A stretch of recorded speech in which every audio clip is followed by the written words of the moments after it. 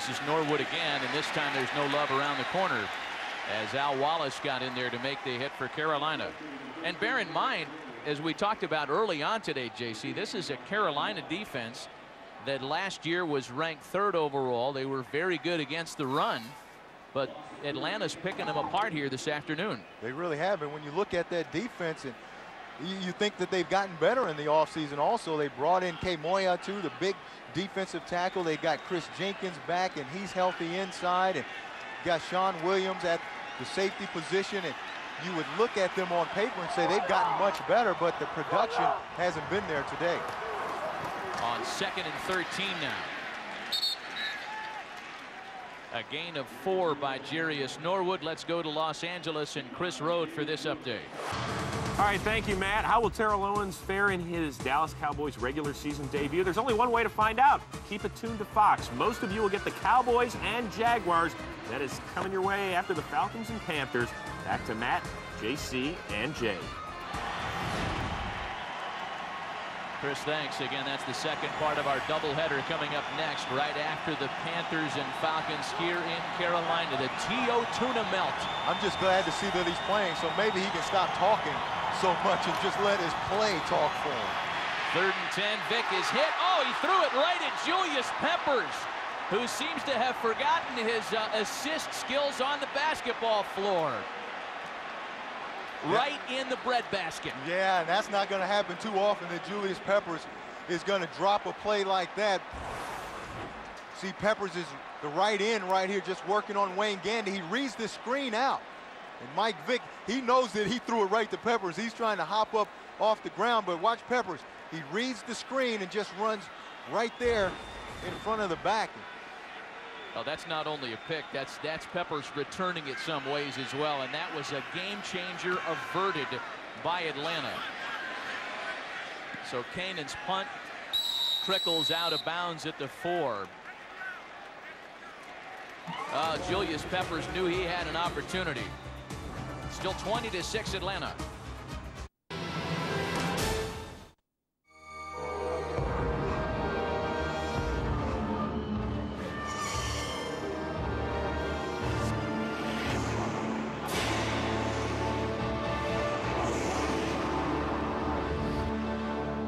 Nurofen, fast, targeted relief for pain. Freedom for backs. New heat patches from Nurofen. Hey, you didn't type in your password. Don't have to. Biometrics. What? Wherever I am, I just swipe, password goes in, I'm connected. Biometrics. A bionic finger, cool. It's like 10 times stronger than a regular finger. No, it's for passwords. No, it's more like na-na-na-na-na-na-na-na. Na-na-na-na-na-na-na. Better. Secure wireless, made easy. Only on a ThinkPad with Intel Centrino mobile technology. Well, Julius Peppers is going to be reliving that one for 5 or 6 days. He had an opportunity to intercept Michael Vick and maybe change this game in the 4th quarter. Yeah, he sure did. And he won't drop that too often. You know, they call Javon Kearse the freak out in Philly because of his athletic ability. Well, Michael Vick, I think, is freakier than Javon Kearse, and Julius Peppers is probably the freakiest with his athletic ability. I mean, 2 of the most dynamic guys in the league here today. The swing pass is complete to Deshaun Foster after a modest pickup of a couple of yards. Kevin Mathis on the tackle.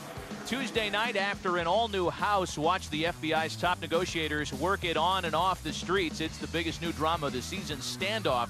All new Tuesday at 9/8 Central right here on Fox. Viewer discretion is advised. The Carolina, to make things even more difficult for them, they just have not had field position today.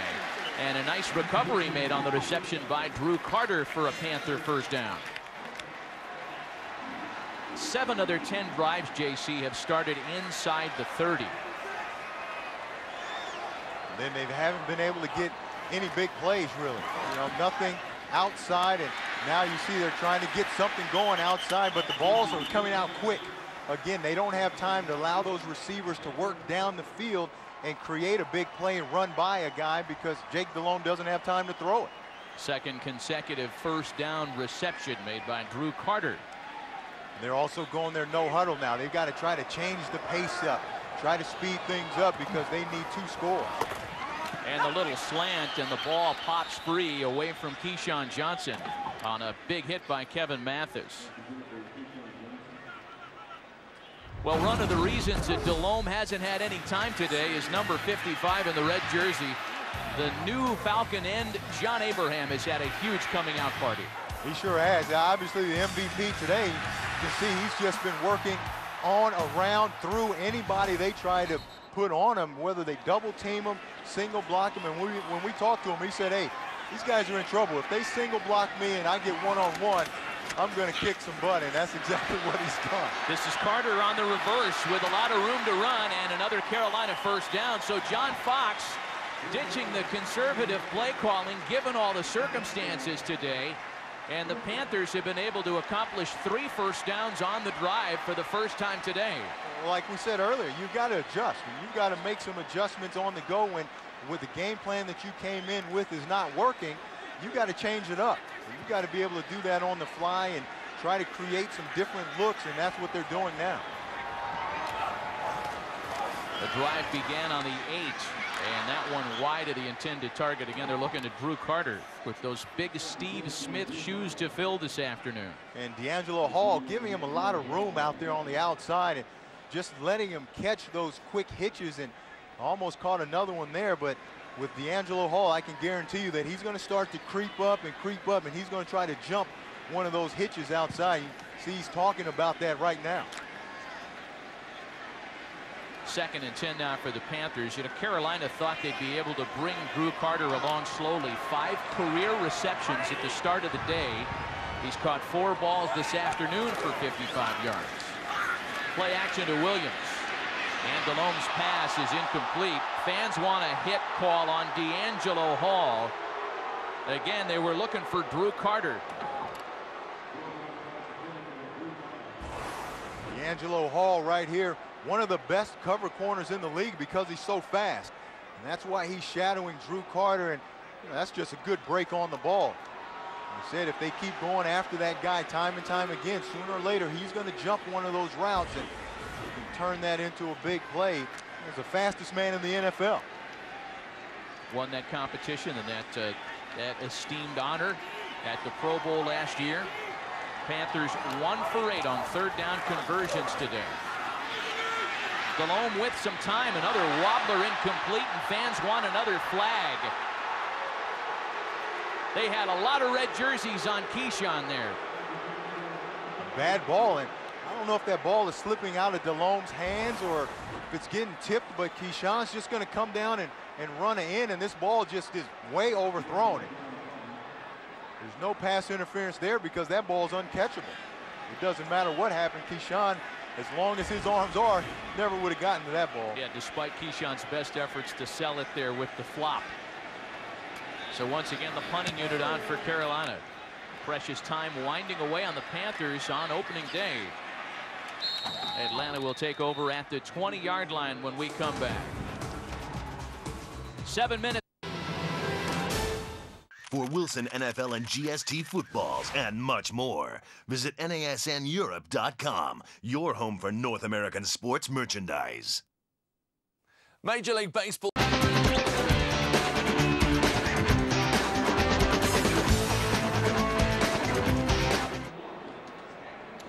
Atlanta's offense has been awfully tough to stop in this Sunday opener. Michael Vick has had a Michael Vick-like afternoon, and certainly Warrick Dunn has been huge. 120 yards for the 3-time Pro Bowler on the ground. And then how about Mike Jenkins?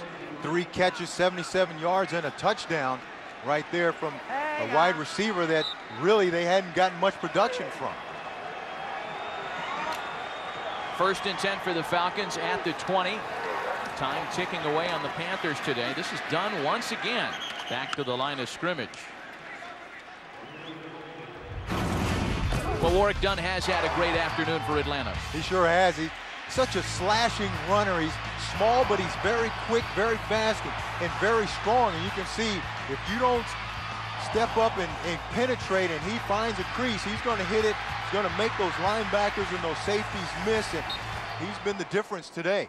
because once you can get a guy like him running, especially downhill in the open field, and get them thinking running game, now you got Michael Vick coming back on the bootleg. It just makes it so tough to stop this offense.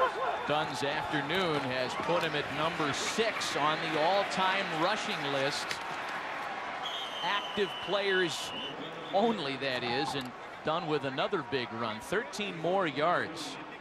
Over 8,000 yards on the ground for the 6th active leading rusher, Warrick Dunn. You know, he had a huge year last year, over 1,400 yards rushing, and the question is, can you wear him out? He's a small guy, only 180 pounds, and, you know, the concern is, can he last a whole year? Now that he's the main guy, they only wanted to get him about 25 touches today, and they're right there now. Flag on the play, and this is going to march Atlanta back as they have marked the ball at the 15.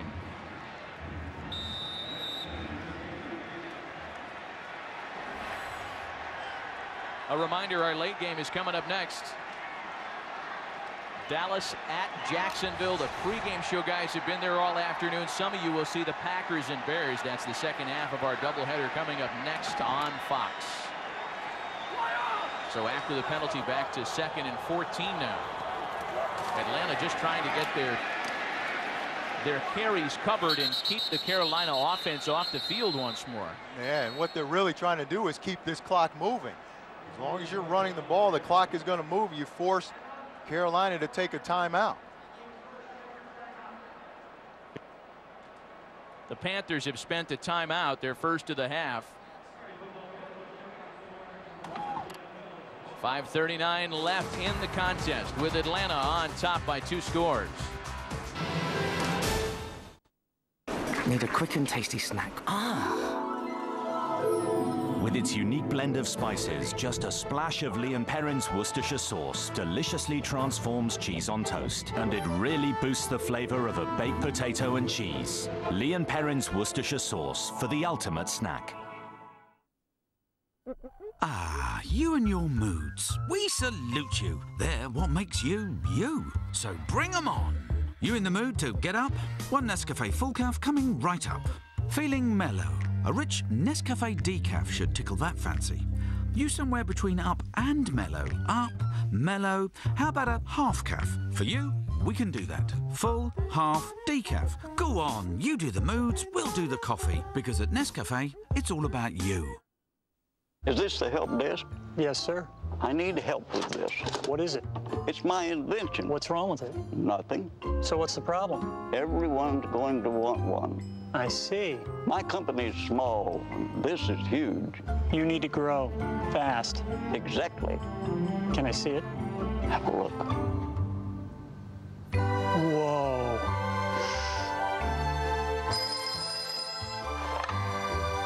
Help desk. Hi, I'm Tom Glavine of the New York Mets. Watch live Major League Baseball all season long on NASN, Europe's #1 channel for MLB.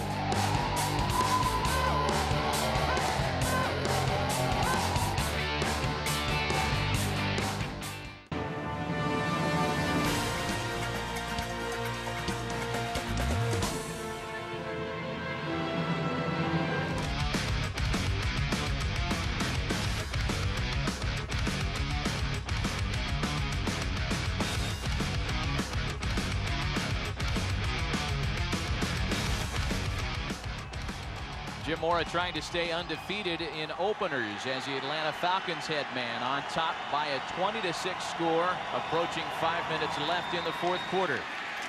Part of a busy afternoon for Warrick Dunn today as he gets yet another carry.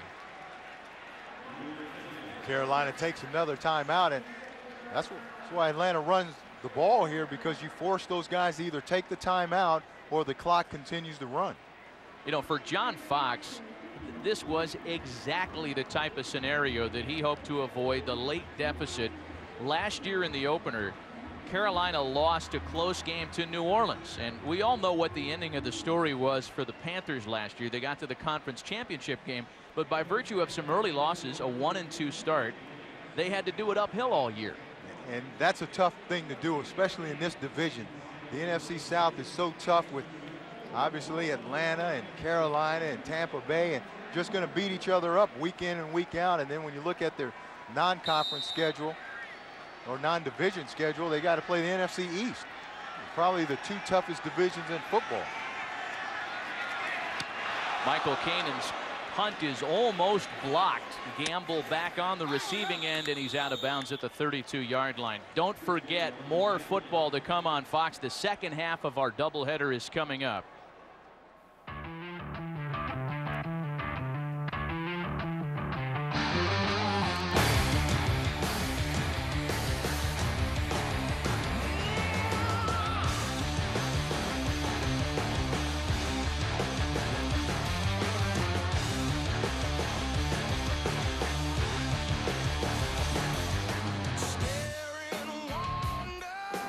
Certainly a highly anticipated matchup. Many of you will see the Cowboys at the Jags, Bears and Packers for some of you in our viewing audience this afternoon.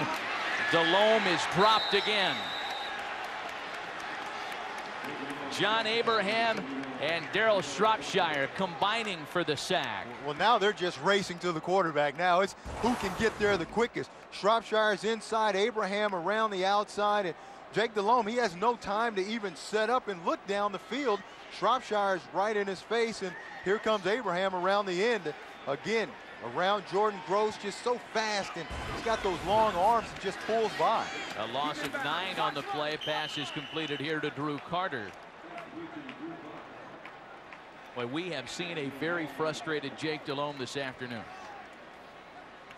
We sure haven't. There's kids at home that know how to read lips. They need to turn away on some of those ISOs of Delhomme because he's not a happy camper out there. They have the earmuffs and blinders ready. It's 3rd and 12. Winding inside of 4.5 minutes now in the game.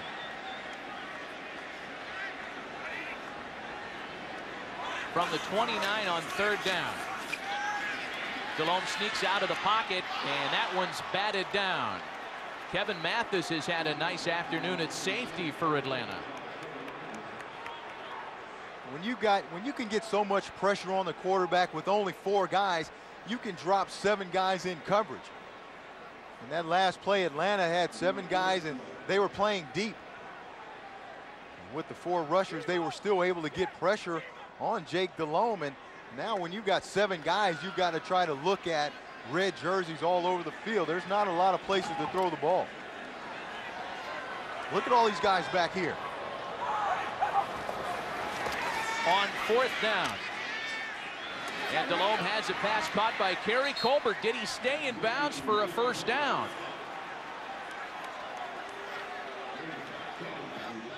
Colbert's 3rd reception of the afternoon. Kevin Mathis and Lawyer Malloy want to know the same thing. Yeah, it's going to be close, but there's no reason why this is even this close, and they don't even get it.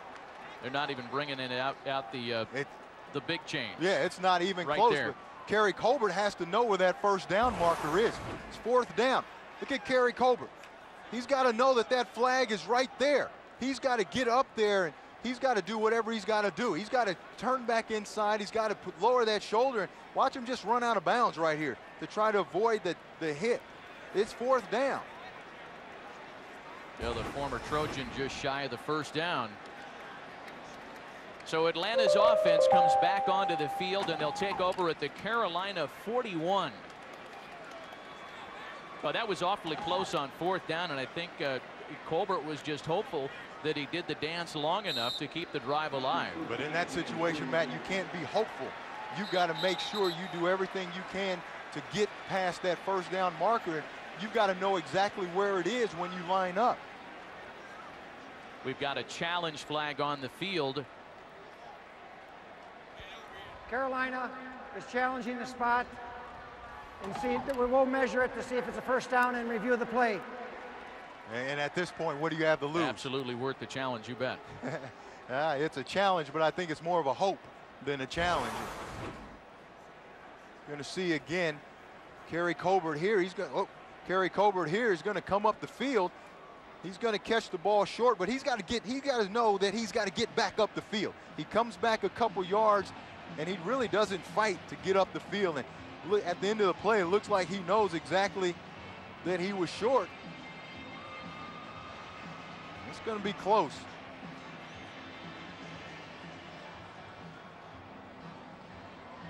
The problem is that left foot was on the 41-yard line. His right foot, which came down out of bounds, looks like it had enough for the first down, but he was out of bounds by that time. Well, they're taking a look at it once again. Again, John Fox challenging the spot on the 4th down reception.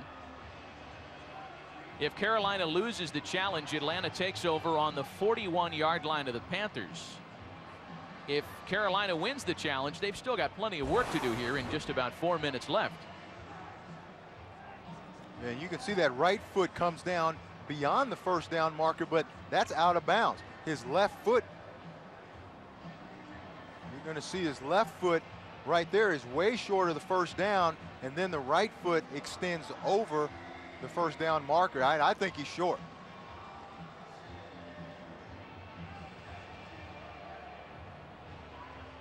It certainly makes it more difficult for us to judge those sideline plays with personnel there. You know what they say about challenges, JC? The longer it takes to get a decision onto the field, the more likely it is that the challenger, the call, will be reversed. Who knows if that's the case here? Yeah, they've got a new rule that you've got 60 seconds to be under that veil, and normally if it goes longer than 60 seconds, they're going to reverse the call, and let's see what they do here.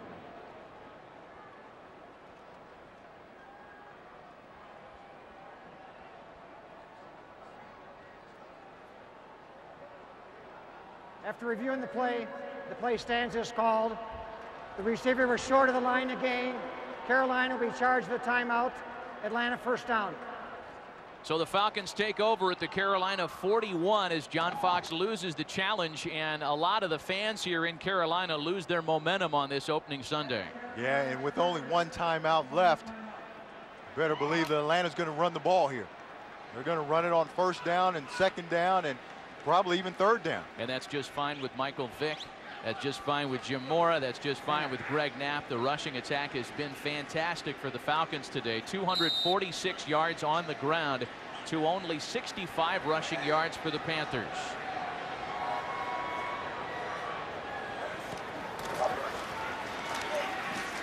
Done once again. We remind you the AT&T Game Break show comes up following play-by-play here in Carolina. Kurt Menefee is live with the pregame guys in Jacksonville. They'll have scores and highlights from around the league, the Fox Sports ticker, a fantasy update as well. And then the second half of our doubleheader comes up right after the AT&T Game Break show. Kurt Menefee, I know that guy.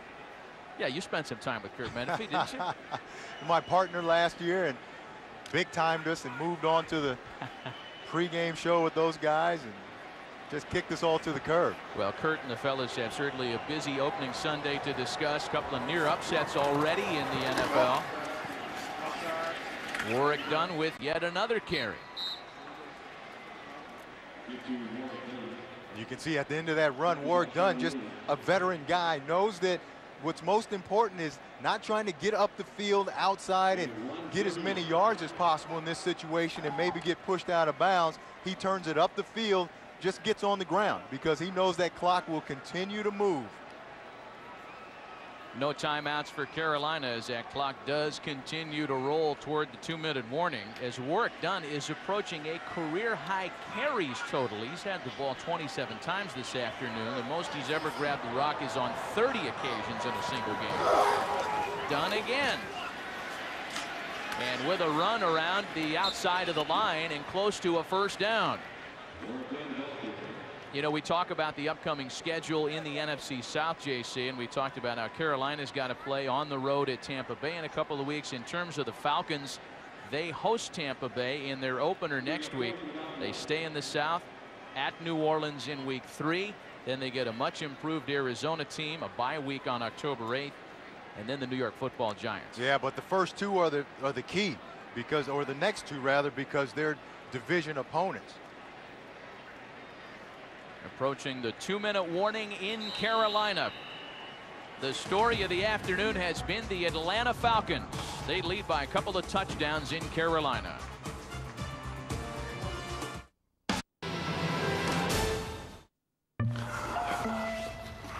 As well as being a thirst-quenching soft drink, Yes, that's right, Dave. a Sprite is also a sort of goblin.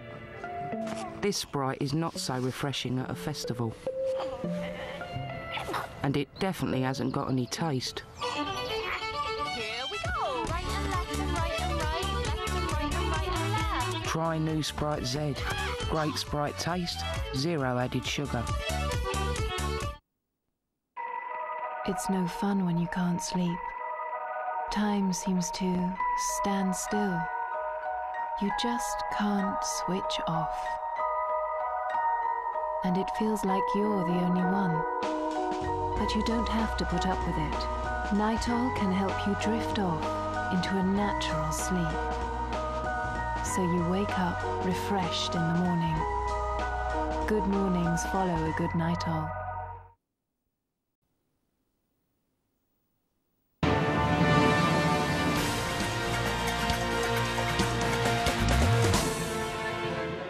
Precious few opportunities for the Carolina offense this afternoon.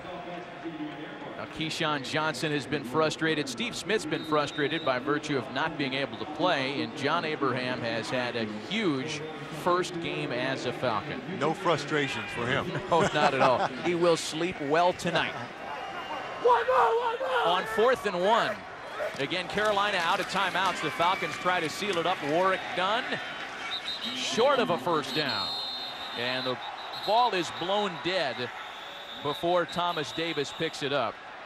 Or Chris Draft, that is, still dancing, taking it to the house to the amusement of a half-full stadium.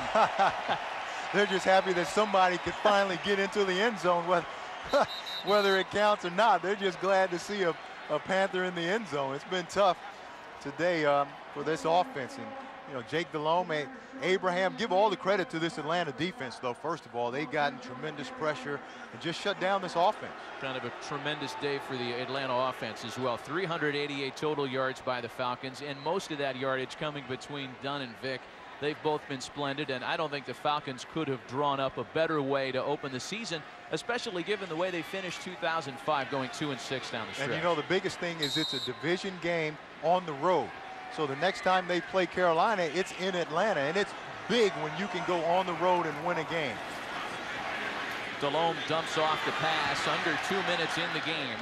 You know, remember, before Carolina swept both games in this contentious I-5 series last year, Atlanta had won 11 of 12. And we've got a player down. John Abraham is down. Oh, my.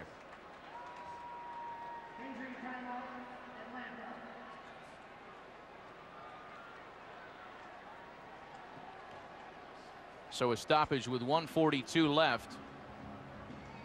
John Abraham went down at the back end of that play.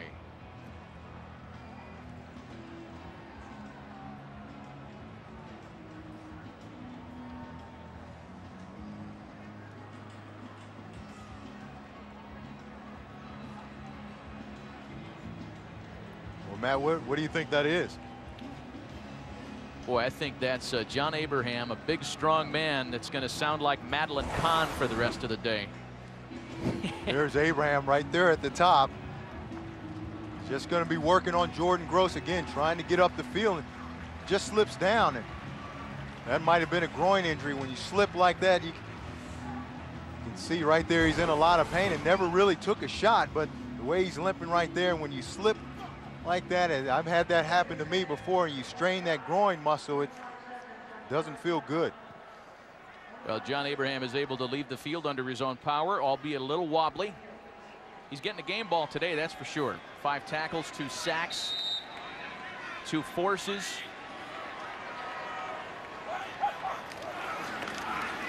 Second and 2 now for Delhomme. And he has Kerry Colbert on the sideline. This will all come as academia here this afternoon. Again, Carolina out of timeouts. And all they can do right now is throw the ball to the sidelines or take shots down the field. Anything in the middle of the field, is detrimental to Carolina because it keeps the clock running. If they do that, they've got to hustle up to the line of scrimmage.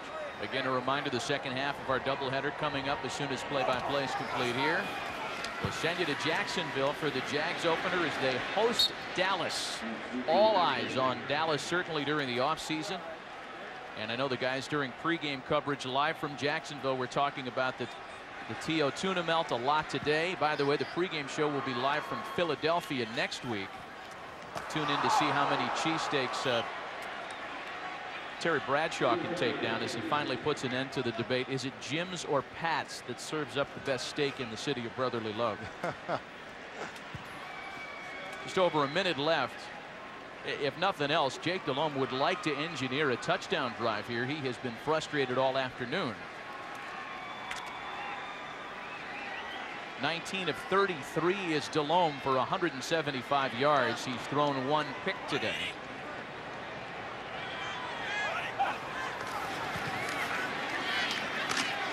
Pass is caught for a first down. The tight end Chris Mangum making his second reception of the day. And they've got to hurry, get up on the ball and either clock it, spike the ball, or get a play called. But there's too much time running off the clock here. Inside of a minute, and that one thrown incomplete. We talked about the Panthers' early scheduling this year at Minnesota next week, and then on the road in the division at Tampa Bay, and then they come home to host New Orleans again, as is the case with the Falcons. You know, the South is going to assert itself after 3 weeks this year. Yeah, 3 of the first 4 games for Carolina are within the division, and big games, especially after a loss today.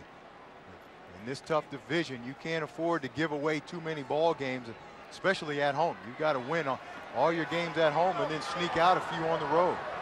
Reggie Bush and the Saints were winners today in Cleveland. A pass is complete, caught by Deshaun Foster. Ball came free after a hit. Kevin Mathis has been all over the field today for the Falcons, the 9-year vet. But you got to throw the ball down the field. You've got no timeouts left. You're down by 2 scores, and those kind of throws aren't going to help you. You got to get into the end zone and leave yourself some time for possibly an onside kick. 3rd and 7 now. Delhomme steps up out of the pocket. Pass is caught, and again the ball pops free, but it's whistled dead. The catch made by the tight end Michael Gaines. And you know, I understand that the Falcons are playing deep and they're in their prevent, but you've got to take some shots anyway, and hopefully you come up with a pass interference. And you can see all these short throws. Kevin Mathis and the rest of these defenders, they want the ball to be thrown there so that they can react up on it and make the big hits and the big tackles, and that keeps the clock going. You have to take some shots down the field. 18 seconds left. 4 tackles for Kevin Mathis today after missing all of 05 with a torn ACL. And Kerry Colbert is overthrown. The final salvo in a frustrating opener for Jake Delhomme. 13 seconds remaining. The incomplete pass on 4th down will give the Falcons offense the last say and the last knee this afternoon in Carolina. Yeah, and everybody's going to say that, well, without Steve Smith, they weren't able to get things going. But it was more than just no Steve Smith today. Offensively, they just couldn't get anything going. They couldn't protect Jake Delhomme. The offensive line didn't play well. They couldn't get the running game going. And, you know, they can't just think if they get Steve Smith back, magically everything is going to happen again for them. That'll do it this afternoon as time will wind down. Jim Moreeeee and his 2 big offensive weapons. Warwick Dunn with a huge afternoon, 132 yards. Michael Vick with a big game. And Moreeeee has won the opener again as Falcons head coach. A 20-6 victory here on the road for Atlanta this afternoon.